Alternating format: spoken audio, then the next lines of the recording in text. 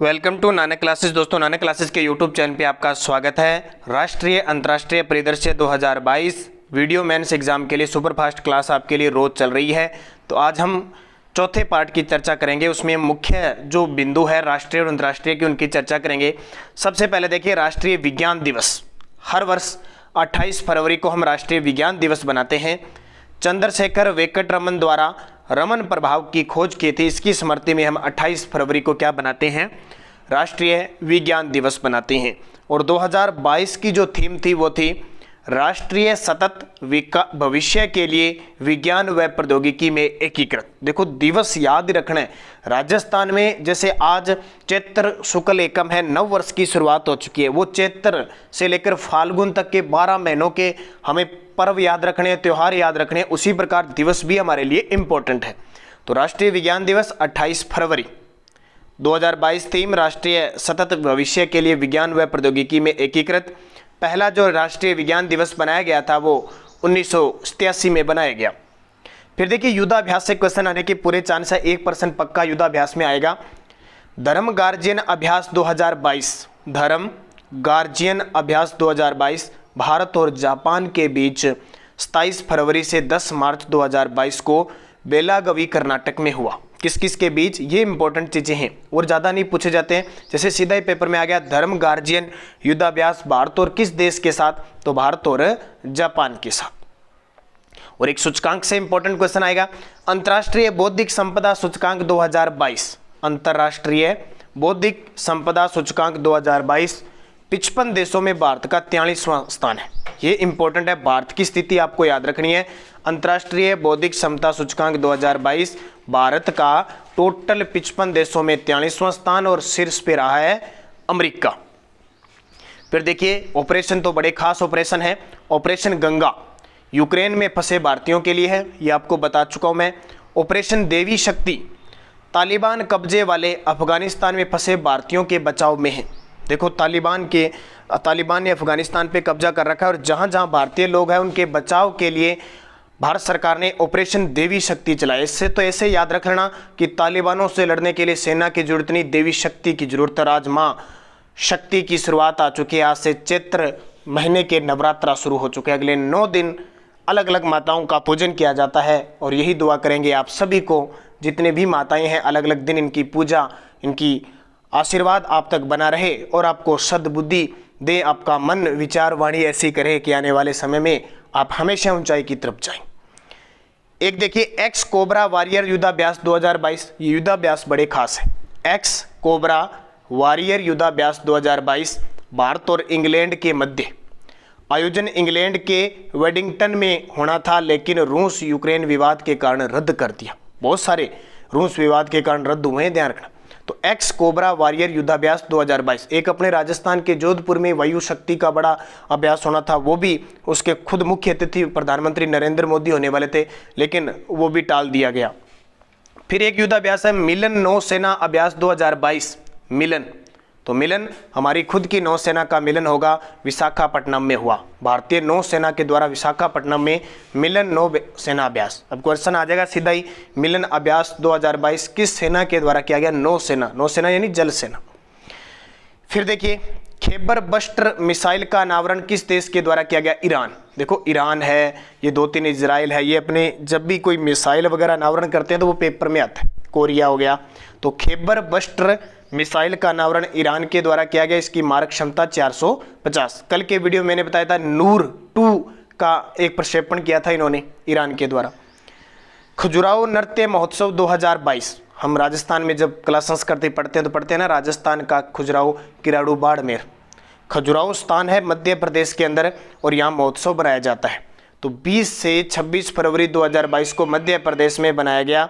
खजुराहो में 48वां खजुराहो नृत्य महोत्सव बनाया गया। इसको याद रखना, सीधा ही आ जाएगा। खजुराहो नृत्य महोत्सव कहाँ का? प्रसिद्ध है, मध्य प्रदेश का। फिर देखिए, एक परियोजना है ऊपरी भद्रा परियोजना, जिसे राष्ट्रीय परियोजना का दर्जा दिया गया है। यह किस राज्य में है? जैसे अपने राजस्थान में पूर्वी नहर परियोजना है ना, उसको 13 जिले आते हैं जो राष्ट्रीय दर्जा दिलाने के लिए मुख्यमंत्री अशोक गहलोत बार बार प्रयासरत है। उसी प्रकार जैसे कोई ये ऊपरी भद्रा परियोजना है, उसको राष्ट्रीय परियोजना का दर्जा दिया है, तो ये कर्नाटक में सीधा ही आएगा। बस ज़्यादा कोई डिटेल नहीं आएगी इन क्वेश्चनों के, ऐसे बेसिक प्रश्न आते हैं एग्जाम में। फिर देखिए 100वां हर घर यानी जल जीवन मिशन के तहत हर घर में नल पहुंचाने वाला जिला बना 100वां हर घर जिला, यानी जल जीवन मिशन ने देश के 100 जिलों के हर घर में नल का पानी पहुंचा दिया है। और देश का 100वां जिला कौन सा बना है? चंबा जिला बना है हिमाचल प्रदेश का।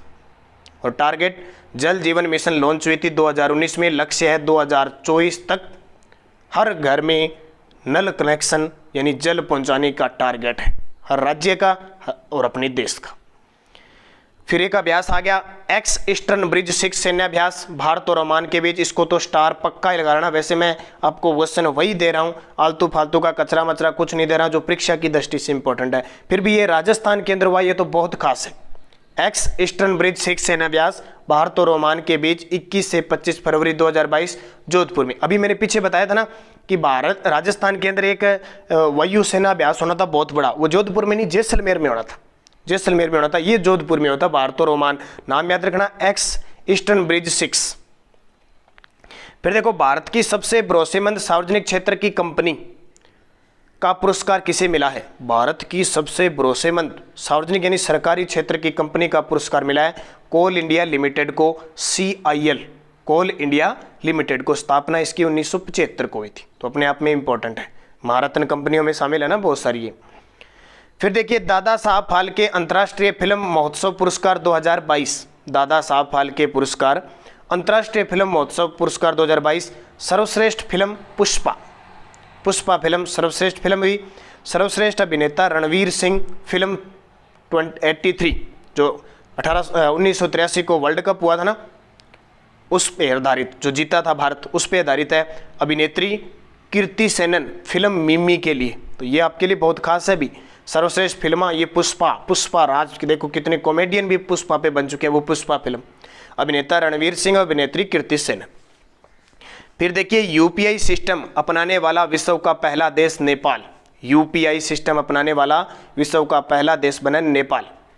NPCI यानी भारतीय राष्ट्रीय भुगतान निगम की अंतर्राष्ट्रीय शाखा NPCI इंटरनेशनल पेमेंट लिमिटेड यानी NIPL ने नेपाल में UPI सेवा प्रदान करने हेतु गेटवे पेमेंट्स सर्विसेज GPS व मनम इन्फोटेट के साथ समझौता किया है। तो ये बहुत इंपॉर्टेंट बनेगा अपने आप में। अगला देखिए यूरोप का सबसे बड़ा परमाणु ऊर्जा संयंत्र जिस पर यूक्रेन हमले के समय रूस ने कब्जा कर लिया। आपको पता है रूस और यूक्रेन विवाद चल रहा है, यूक्रेन में जो मुख्य चीज़ें उन पर कब्जा कर रहा है कौन? रूस। तो यूरोप का सबसे बड़ा परमाणु ऊर्जा संयंत्र है। अगर उस पर मिसाइल गिर जाती है, अगर उसमें धमाका हो जाता है तो पूरा यूरोप खत्म हो जाता है। इतना बड़ा संयंत्र है ये जेपोरिजिया, इसका नाम क्या है? जेपोरिजिया। यूरोप का सबसे बड़ा परमाणु ऊर्जा संयंत्र कहाँ पे है? ये यूक्रेन में है। इस प्लांट में 4000 से 4200 करोड़ किलोवाट घंटा बिजली उत्पादित होती है प्रति घंटा। जेपोरियज परमाणु ऊर्जा संयंत्र दक्षिणी पूर्वी यूक्रेन के अंदर स्थित है। यूक्रेन की राजधानी याद रखना कीव है और इसे यूरोप की रोटी की डलिया कहते हैं। इसके अलावा यूक्रेन में एक और है चर्नोबल परमाणु संयंत्र है यूक्रेन में, इस पे भी रूस ने कब्जा कर लिया। और ये जेपोरिजिया परमाणु ऊर्जा संयंत्र और निप्पर नदी पर काखोवका जलाशय के किनारे बना हुआ है। तो ये यहाँ से विवादों में है, पूरे विश्व में इसकी धाक है और पूरी नज़र है। तो एग्जामिनर यहाँ से अगर वर्ल्ड का क्वेश्चन पूछेगा, करंट का, तो जरूर पूछेगा। फिर देखिए 2022 का प्रतिष्ठित वोल्टेज मान पदक से किसे सम्मानित किया गया है? वोल्टेज मान पदक से प्रोफेसर दीपक धर को। अवार्ड पाने वाले पहले भारतीय हैं, इसलिए इंपॉर्टेंट है।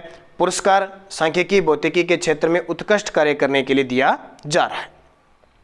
फिर देखिए विश्व वन्य जीव दिवस 3 मार्च को बनाया जाता है। जैसे चिड़िया दिवस 20 मार्च को बनाया जाता है, वानिकी दिवस 21 मार्च को बनाया जाता है, उसी प्रकार विश्व वन्य जीव दिवस 3 मार्च को बनाया जाता है। और 2022 की थीम थी पारिस्थितिकी तंत्र की बहाली के लिए प्रमुख प्रजातियों को पुनर्प्राप्त करना।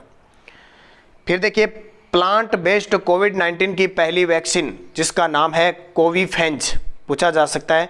प्लांट बेस्ड कोविड-19 की पहली वैक्सीन कोविफेंज है उसका नाम।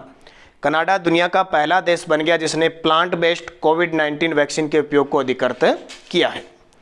भारत का पहला ई कचरा इको पार्क खोला जाएगा। भारत का पहला ई कचरा इको पार्क नई दिल्ली में खोला जाएगा। ये भी इंपॉर्टेंट, ये सीधे सीधे प्रश्न है। फिर देखिए इस क्वेश्चन को स्टार लगा लेना, पक्का आने के चांस है। एक आधा अध्यक्ष तो नई नियुक्तियों का पूछता ही है।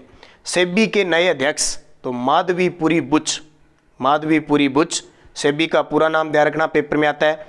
Security and exchange board of India यानी भारतीय प्रतिभूति व विनियामक बोर्ड, जिसकी स्थापना 12 अप्रैल 1992 को हुई थी। हेडक्वार्टर इसका मुंबई है। यह शेयर बाजार की नियामक संस्था, शेयर बाजार को नियंत्रण, उस पर सब कुछ ध्यान रखने का काम करता है। और माधवीपुरी बुच सेबी की पहली महिला अध्यक्ष है। और इससे पहले कौन थे? अजय त्यागी थे। अजय त्यागी का स्थान किसने लिया है? माधवीपुरी बुच ने। तो ये आज की करंट अफेयर्स की क्लास, छोटी सी क्लास, सुपरफास्ट क्लास, रोज आपको 7:30 पर शाम को प्राप्त हो रही है। आप अच्छे तरीके से इसका अध्ययन करें, क्योंकि निरंतर आपको छोटी छोटी क्लास मिलेंगी। ज़्यादा एक साथ पढ़ोगे तो आपको याद नहीं रहेगा। तो सारे विद्यार्थी वीडियो को लाइक शेयर करोगे। धन्यवाद। जय हिंद, जय भारत।